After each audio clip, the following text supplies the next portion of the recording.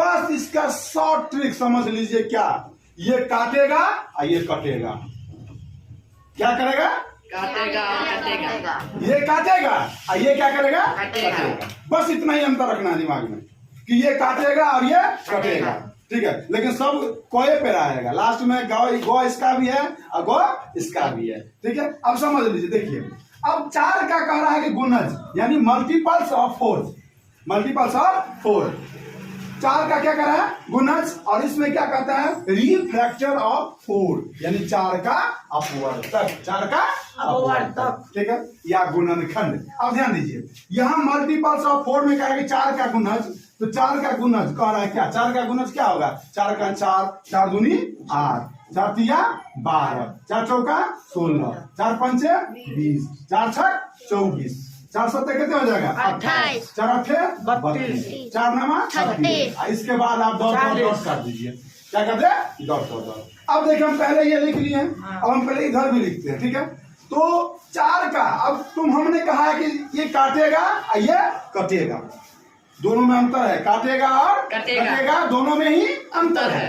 अब यहाँ 4 का अपवर्तक यानी कि रिफ्रैक्टर ऑफ 4। ठीक है, या 4 का गुणनखंड। तो हम इसका ये अर्थ हो जाता है कि 4 जो है कौन सब पहाड़े में आएगा, कौन सब संख्या में आएगा। 4 का फैक्टर क्या होगा? देखो 1 2 4। कोई दिक्कत? No sir. चलिए अब हम यहाँ अगर हम 5 का फैक्टर जाएंगे, अगर 5 का फैक्टर क्या हो जाएगा? 1 5 1 और 5 है कि नहीं है? Yes. अगर 20 का फैक्टर में हम जाएंगे तो क्या हो जाएगा? 1 2 4 5 7 8 नहीं होगा, है ना? 9 भी नहीं होगा, 10 होगा।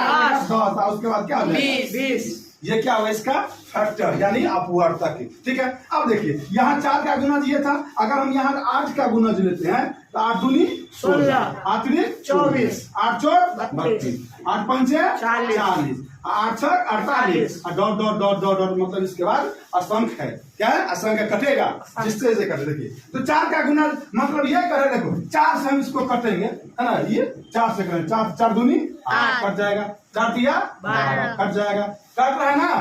ठीक है, ये काटेगा, ये क्या करेगा? कटेगा। ठीक है, तो 4 दूनी 8 काट रहा है, 4 तिया 12 काट रहा है, 4 चौके 16 काट रहा है, 4 पंचे 20 काट रहा है और 4 छक 24 काट रहा है। उसी प्रकार 8 दूनी 16, 8 त्रिक 24, 8 चौक 32, 8 पंचे 40, 8 छक 48। तो ये क्या हो गया? गुणज। ये क्या हुआ? गुणज।